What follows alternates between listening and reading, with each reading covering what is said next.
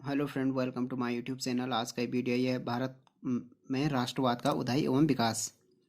आधुनिक भारतीय राष्ट्रीय आंदोलन बुनियादी तौर पर विदेशी आधिपत्य को की चुनौती के जवाब के रूप में उदय हुआ। स्वयं ब्रिटिश शासन की परिस्थितियों ने भारतीय जनता में राष्ट्रीय भावना विकसित करने में सहायता दी। तो आधुनिक जो राष्ट्रीय आंदोलन की बुनियादी तौर पर क्या था, जो विदेशी अंग्रेजों का जो आधिपत्य था उसको चुनौती देने के जवाब में चुनौती के जवाब के रूप में उदय हुआ। स्वयं ब्रिटिश जो शासन की परिस्थितियां थी उसने क्या किया कि भारतीय जनता में राष्ट्रीय भावना विकसित करने में सहायता दी।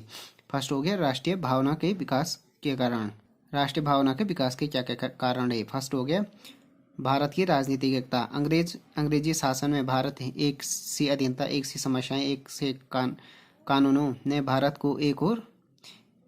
को एक से सांचे में ढालना आरंभ कर दिया। साम्राज्यवादी शक्तियों द्वारा देश में सांप्रदायिकता, क्षेत्रीय तथा भाषीय विरोध के बीच बोने के बावजूद अखिल भारतीय भावना पर भी इसने वैचारिक एवं भावात्मक एकता को बढ़ावा दिया।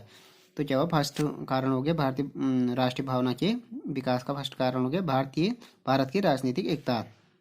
दूसरा हो गया तीव्र परिवहन। वास्तव में प्रशासनिक सुविधाएं, सैनिक रक्षा के उद्देश्य, आर्थिक व्यापार तथा व्यापारिक शोषण की बातों को ध्यान में रखते हुए ही परिवहन की तीव्र साधनों की योजना बनी। तो भारत वास्तव में क्या था, जो तीव्र परिवहन हो वो क्या था, उसका वास्तव में वो प्रशासनिक सुविधाएं, सैनिक रक्षा के उद्देश्य और आर्थिक और जो व्यापारिक शोषण की बातों को ध्यान में रखते हुए ही तीव्र परिवहन किया गया भारत में अंग्रेजों के द्वारा।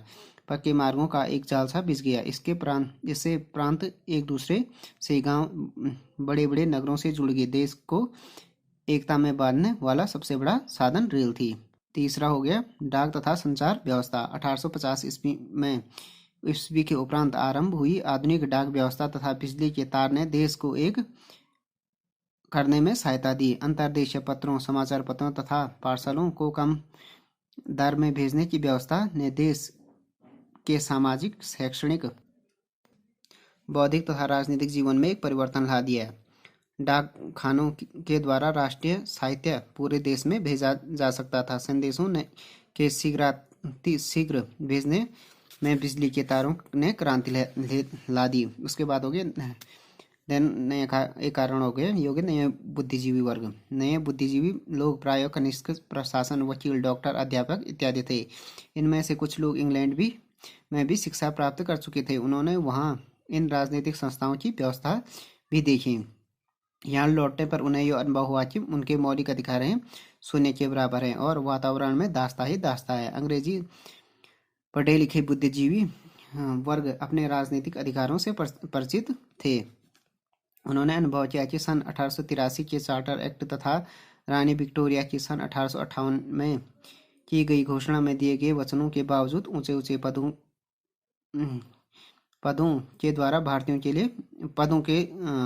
क्या हो गए, भारतीयों के लिए बंद हो गए थे। यही लोग नवोदित राजनीतिक असंतोष का केंद्र बिंदु बने तथा भारतीय राजनीतिक संस्थाओं का नेतृत्व प्रदान किया। तो नए बुद्धिजीवी जो वर्ग था उसके कारण भी जो भारतीय राष्ट्रवाद का एक कारण ये भी था, नए बुद्धिजीवी वर्ग। देन हो गए भारतीय समाचार पत्र एवं साहित्य की भूमिका। भारत में राष्ट्रीय भावना के विकास में भारतीय समाज पत्रों एवं साहित्य की भूमिका महत्वपूर्ण रही। इनके द्वारा भारतीयों ने देशभक्ति की भावनाओं का, आधुनिक आर्थिक, सामाजिक एवं राजनीतिक विचारों का प्रचार किया तथा एक अखिल भारतीय चेतना जगाई। इन राष्ट्रवादी समाचार पत्रों में संवाद, कौमुदी, सोम प्रकाश, बंगदूत, केसरी, हिंदू एवं अमृत बाजार पत्रिका क्या थी आदि प्रमुख हैं। इसी प्रकार साहित्य रचनाओं में आनंद मठ, भारत दुर्दशा, गीतांजलि आदि ने राष्ट्रीय भावना जगाने में महत्वपूर्ण भूमिका निभाई। तो समाचार पत्र एवं साहित्य की भूमिका भी थी। उसके बाद हो गया अंग्रेज शासकों का नस्लीय दंभ। भारत में राष्ट्रीय भावनाओं के विकास का एक महत्वपूर्ण कारण अंग्रेजों की जो जातीय श्रेष्ठता का दंभ था वो भी था। भारतीय यूरोपीय लोगों के क्लबों में नहीं जा सकते थे और उन्हें गाड़ी के उस डिब्बे में यात्रा की अनुमति नहीं था जिसमें यूरोपीय यात्री जा रहे थे। देन हो गया आर्थिक राष्ट्रवाद। अंग्रेजों की जो पक्षपाती पूर्ण आर्थिक एवं राजस्व नीति की प्रतिक्रिया के रूप में भारत में राष्ट्रवाद का उदय हुआ। 19वीं शताब्दी के पूर्वार्ध में इंग्लैंड औद्योगिक क्रांति का नेता था। 19वीं शताब्दी के जो पूर्वार्ध में क्या था, इंग्लैंड क्या था, औद्योगिक क्रांति हुई थी उसका नेता इंग्लैंड था और उसे अपने सस्ते कच्चे माल तथा तैयार माल के लिए एक मंडी चाहिए थी। भारत की सभी आर्थिक नीतियां, कृषि उद्योग, वित्त शुल्क, विदेशी पूंजी निवेश, विदेशी व्यापार और बैंक व्यवस्था इत्यादि अंग्रेजी अर्थव्यवस्था को बनाए रखने के लिए गठित की गई। जब कभी भी भारतीय विकास तथा अंग्रेजी हितों में टकराव होता था तो बलि सदैव भारतीय हितों की होती थी। इस व्यवस्था का दादा भाई नेरोजी ने अपनी पुस्तक the poverty and un British rule in India में धन निष्कासन के सिद्धांत द थ्योरी ऑफ ड्रेन के रूप में उल्लेख किया। तो आर्थिक राष्ट्रवाद भी एक कारण रहा राष्ट्रीय भावना के विकास के लिए। अब हो गया जो सन 1885 में भारतीय राष्ट्रीय कांग्रेस की स्थापना हुई। कुछ ये राष्ट्रवाद से संबंधित कुछ घटनाएं। सन 1885 में भारतीय राष्ट्र कांग्रेस की स्थापना। सन 1885 में भारत के इतिहास में एक नया युग प्रारंभ हुआ। उस वर्ष भारतीय राष्ट्रीय कांग्रेस के नाम से एक अखिल भारतीय राजनीतिक संस्था का जन्म हुआ। इस राष्ट्रीय कांग्रेस की निम्न अवस्थाएं दृष्टिगोचर होती हैं। फर्स्ट हो गया 1885 से 1919 तक 1919 के पहले चरण में आईएनसी इंडियन नेशनल कांग्रेस के ध्येय स्पष्ट थे। यह आंदोलन केवल शिक्षित मध्यम वर्गीय बुद्धिजीवी वर्ग तक ही सीमित था जो पाश्चात्य उदारवादी और अतिवादी विचारधारा से प्रेरणा लेता था। दूसरा चरण हो गया 1919 से 1947 के अंतिम चरण में कांग्रेस ने पूर्ण स्वराज की प्राप्ति के लिए महात्मा गांधी के नेतृत्व में एक विशेष भारतीय ढंग अहिंसात्मक असहयोग अपनाकर आंदोलन किया। भारतीय राष्ट्रीय कांग्रेस की स्थापना में अग्रणी भूमिका एलन ऑक्टेवियन ह्यूम नामक एक जो सेवानिवृत्त अधिकारी थे की रही, अवकाश प्राप्त अधिकारी की रही। कांग्रेस के प्रथम अधिवेशन में सम्मिलित होने वाले जो प्रमुख भारतीय नेता थे दादा भाई नेरोजी हो गए, काशीनाथ, फिरोज शाह मेहता, एस सुब्रमण्यम अय्यर, पी आनंद गोपाल गणेश आगरकर और सुरेंद्रनाथ बनर्जी थे। व्योमेश चंद्र बनर्जी क्या थे, इस अधिवेशन के अध्यक्ष थे। फर्स्ट जो अधिवेशन हुआ था कांग्रेस का। कांग्रेस के प्रथम अधिवेशन में घोषित उद्देश्य देश के विभिन्न भागों के राजनीतिक व सामाजिक नेताओं को एकजुट करना, भारतीयों में एक राष्ट्रीय एकता की भावना विकसित करना। तीसरा हो गया राजनीतिक और सार्वजनिक प्रश्नों पर अपने विचारों को अभिव्यक्त करना। कांग्रेस के अधिवेशन में देश के हर वर्गों के लोगों की समस्याओं पर चर्चा होती थी। सरकारी नीतियों की आलोचना भी होती थी। सरकार को कैसी नीतियां अपनानी चाहिए इसके बारे में प्रस्ताव पास किए जाते थे। कांग्रेस की जो दो धाराएं, एक तो नरम दल। कांग्रेस के वे नेता जो शांतिपूर्ण तथा वैधानिक ढंग से देश की आवश्यकताओं को पूरा करना चाहते थे उदारवादी कहलाए।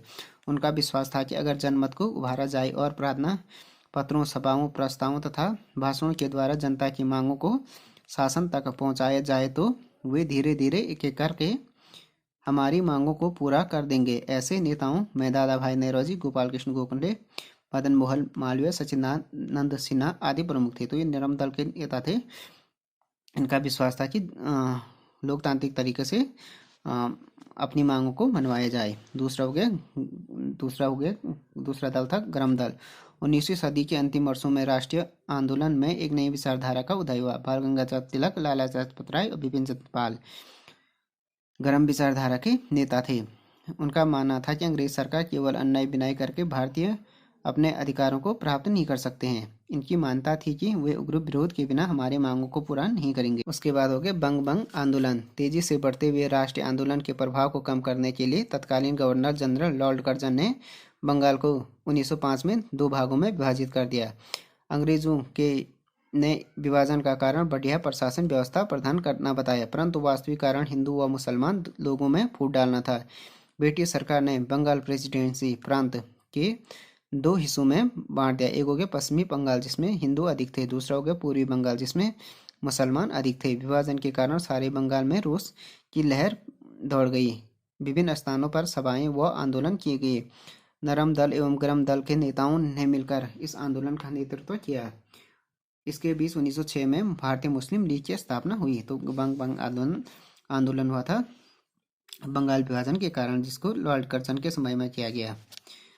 उसके बाद हो गया बहिष्कार एवं स्वदेशी आंदोलन। बंग के विरोध करने के लिए भारतीयों ने अंग्रेजों से प्रार्थना करने के बजाय अपने बल पर स्वराज हासिल करने की भावना से दो तरह के कार्यक्रम बनाए। बड़ी मात्रा में अंग्रेजों और अंग्रेजी कपड़े, शक्कर आदि माल का बहिष्कार। दूसरा हो गया स्वदेशी, यानी अपने देश के लोगों द्वारा बनाई गई चीज़ों का ही उपयोग। भारतीयों में स्वदेशी का विचार पनपने लगा। वे कहते हैं कि हम अपने उद्योग लगाएंगे, अपने स्कूल कॉलेज खोलेंगे, गांव के लोगों के बीच काम करके उनकी समस्याएं दूर करेंगे, हम अपनी अपनी पंचायत व कचहरी चलाएंगे, हम अपने विकास के लिए अंग्रेजों पर निर्भर नहीं रहेंगे और अपनी आत्मशक्ति बनाएंगे। तो बहिष्कार और स्वदेशी आंदोलन में ये हो गया कि एक तो अंग्रेज का जो सामान था उसका विरोध, दूसरा स्वदेशी अपनाना।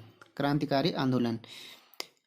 ब्रिटिश शासन द्वारा राष्ट्रीय आंदोलन के क्रूर दमन के कारण कुछ देशभक्तों ने राष्ट्रीय स्वतंत्रता प्राप्ति के लिए सशस्त्र क्रांति का मार्ग अपनाया। क्रांतिकारी शीघ्र परिणाम की इच्छुक थे। बंगाल हो गया, पंजाब हो गया और महाराष्ट्र में क्रांतिकारी आंदोलन ने गति प्राप्त कर ली। इनका विश्वास था कि क्रांति से ही देश को आज़ाद कराया जा सकता है। क्रांतिकारियों ने बंगाल में अनुशीलन समिति की स्थापना की। खुदीराम बोस, प्रफुल्ल चाकी और अरविंद घोष प्रमुख क्रांतिकारी थे। महाराष्ट्र के चापेकर भाइयों को भी इस प्रकार के आंदोलन में महत्वपूर्ण भूमिका थी। इस आंदोलन को व्यापक बनाने के लिए क्रांतिकारी समाचार पत्रों का प्रकाशन भी शुरू किया गया। बंगाल के संध्या और युगांतर तथा महाराष्ट्र का काल प्रमुख समाचार पत्र थे। अब हो गया मार्ले मिंटो सुधार 1909। 1909 में क्या हुआ कि ब्रिटिश सरकार ने भारतीयों को संतुष्ट करने के लिए नए सुधारों की घोषणा की। भारतीयों में काउंसिल के सदस्यों की संख्या 16 से बढ़ाकर 60 कर दी गई। मुसलमानों के लिए सीट आरक्षित करके उनका पृथक निर्वाचन करने की व्यवस्था की गई, किंतु इससे भारतीयों में असंतोष कम नहीं हुआ। सन 1911 में ब्रिटिश सम्राट जॉर्ज पंचम जब दिल्ली आए तब उन्होंने बंग को रद्द कर दिया। पुनः बंग को रद्द कर दिया। पुनः बंगाल को एक करके कोलकाता के स्थान पर दिल्ली को यहाँ की राजधानी बना दिया, लेकिन इससे भी राष्ट्रवादी संतुष्ट नहीं हुए। दूसरा हो गया गदर पार्टी। युद्ध काल में बंगाल, महाराष्ट्र तथा उत्तर भारत के अनेक क्षेत्रों में सशस्त्र राष्ट्रवादी विद्रोह की योजना तैयार होने लगी। भारत के बाहर अमेरिका और कनाडा में बसे भारतीय देशभक्तों ने 1913 में गदर पार्टी की स्थापना की। इस पार्टी के प्रमुख नेता थे लाला हरदयाल। गदर पार्टी के प्रमुख नेता थे। इस दल के अन्य सदस्यों में रासबिहारी बोस, राजा महेंद्र प्रताप, बरकत उल्लाह, भगवान सिंह और सोहन सिंह भकना आदि अधिक सक्रिय थे। गदर पार्टी की ओर से एक सामाजिक पत्र गदर नाम से प्रकाशित होता था।